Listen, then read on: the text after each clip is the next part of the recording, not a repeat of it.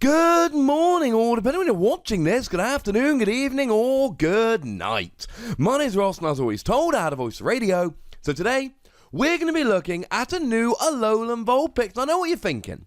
Hang on a second, Wassy. A whole video about Alolan Vulpix? Firstly, it's an Alolan Vulpix. Surely Alolan Ninetales is generally more interesting. That would be true. And secondly, we've already got this Alolan Vulpix. Why would we ever care about any other Alolan Vulpix? And I'm going to be perfectly honest with you, I wouldn't particularly think so. But some Japanese YouTube channel has just uploaded a video with Alolan Ninetales. And they've been using this Alolan Vulpix, and I thought, you know what, ladies and gentlemen, let's have a gander. Is there any reason, and I'm going to be upfront at the beginning, we are looking at this, comparing it to the awesome Alolan Vulpix and seeing why it might see play. If that's something that interests you, please continue watching. If not, make sure you click that like button, because there's going to be lots of awesome Pokemon TCG videos coming. We do a couple a day. You know this by now.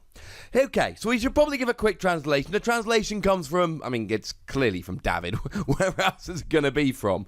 Honestly, we do use other people, but David's our favourite, damn it. Grrr, etc. So, we've got this Alolan Vulpix, and it's the ability really we care about. If you have a fairy Pokemon in play, this Pokemon has no retreat cost. That, ladies and gentlemen, is what it does. But the first thing I want to point out here, it's a water Pokemon. The new Alolan Ninetales is a fairy Alolan Ninetales. We had the water one a while ago. We've now got ourselves a fairy one. But we don't want a fairy Alolan Vulpix, and the reason very simply is Brooklet Hill. A lot of the time we might be thinking, well, hang on a second, let's try and cover different weaknesses. So if we look at, for instance, the routes that have been around lately, you've essentially had two choices. Either you can play the fairy one, which is weak to metal, and it means that if a Registeel comes along, or you can play the psychic one, and that means that if an Espeon GX comes along, So maybe you would play the psychic one to try and avoid Registeel, for instance, or the other way round. Well, the thing is that yes, the Water Alolan Vulpix has 60 HP and a weakness to metal, ergo, it is a little bit vulnerable to Registeel, but so would a fairy one. Fairy Pokemon are weak to metal, so honestly here, you're not going to change the weakness, and if you're a water Pokemon, you get Brooklet Hill. We don't want a fairy type Alolan Vulpix. Now, there is actually one reason we could, and that's hitting for weakness. You could potentially be hitting for a weakness here, and let's say for argument's sake that this exact Alolan Vulpix here was a fairy type. Well, it's being rotated out, but let's assume it's not. You pop a Fighting Fury belt on there. Don't know why you would, because you're going to evolve it, but humour me. You're then doing 30 damage, which would one-hit KO a 60 HP Dragon Pokemon. Well, there are some 60 HP Dragon Pokemon. Jangmo-o comes to mind, but most of the dragons end up evolving from non-dragon Pokemon. Altaria evolves from Swablu, that ain't no dragon. Flygon evolves from Trapinch, that ain't no dragon. So, even under all of these circumstances, it's just like no.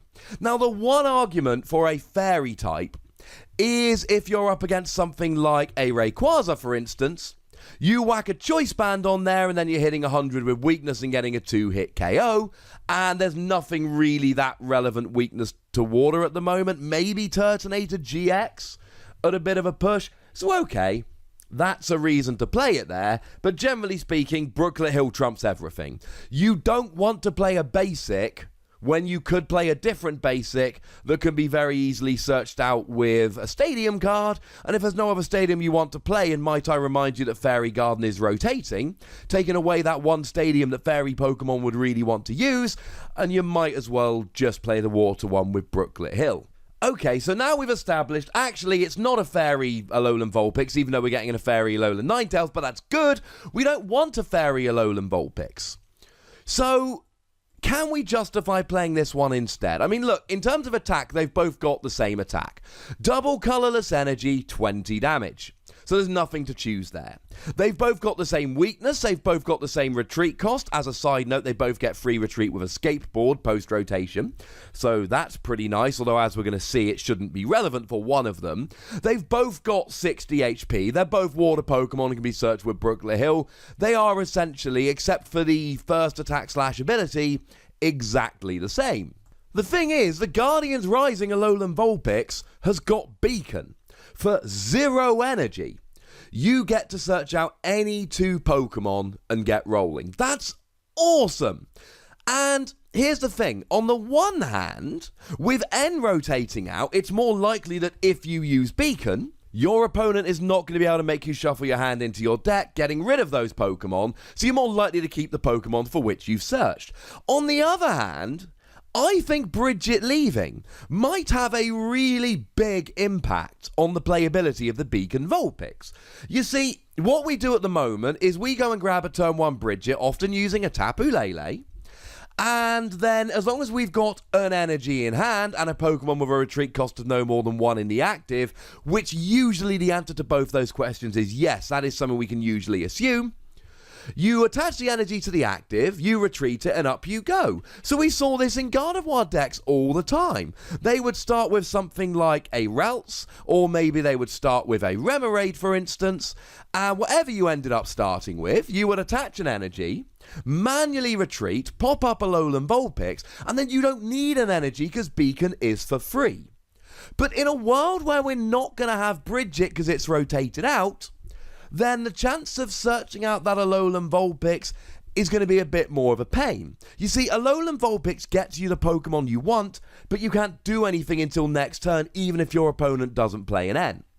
When you're on turn 1, you need your basics down. You've got a Routes in the active and you play a Bridget, that means you've got 4 basics. You can afford to have 3 that you really want and an Alolan Vulpix, which will get you some evolutions. This is something I regularly did. I'm a big fan of playing Gardevoir.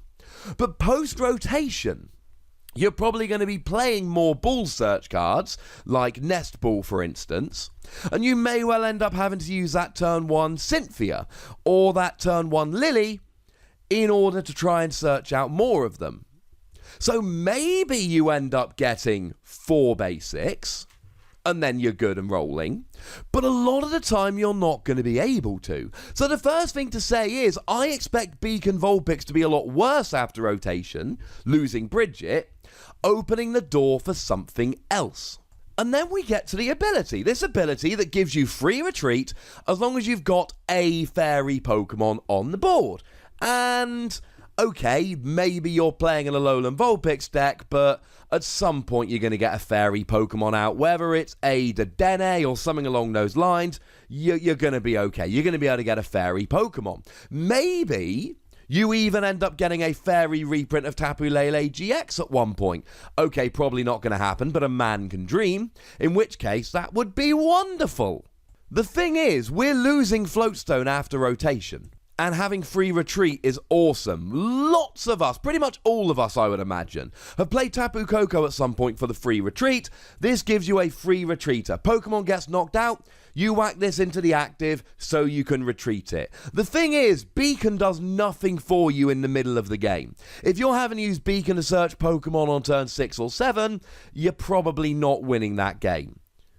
But having this ability, turn 6 or 7, would be amazing, because you get to just retreat whenever you feel like it.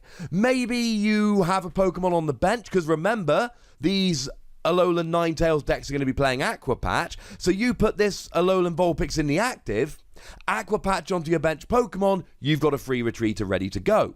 You can pop it in the active after a KO while you figure out what you really want in the active to attack with, and that's my point here. As good as the other Alolan Vulpix is, I can see many reasons to play this. Having a free retreater is awesome. Using Beacon in the mid game is not ideal, and using it in the early game is much harder with Bridget going away. And honestly, I would play a mix if I had a choice.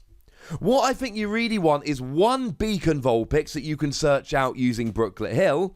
Having said that, unfortunately, if it's prize, so you might want to play 2. But then I generally want the free retreater. I love Beacon Vulpix. I've played it in many decks. but I only really want one because I want to search for it.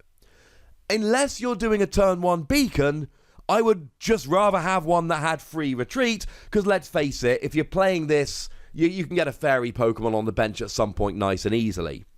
I actually think in a lot of ways this might be better than the Beacon Vulpix. Certainly I think you would only play 1 or 2 Beacon and the rest would be this, but then again, do remember that in September it's almost certain that Beacon Vulpix will rotate, meaning we won't have a choice anyway.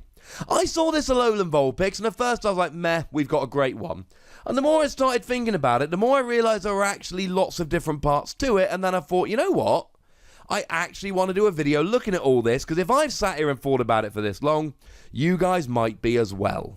But now it's time to tell me what you think about this in the comment section, so go nuts, but remember the rule, be nice. Make sure you like this video, subscribe to this channel, follow me on Twitter or the Wassy, and Twitch for some live action at twitch.tv/PTCGRadio. If you want to support the channel, get some bonus podcasts and all of that, head on over to patreon.com/PTCGRadio, where you can do exactly that. But by far the most important thing, as always, is to look after yourselves until next time. Thank you very much for watching. My name's Ross, and you've been watching PTCG Radio.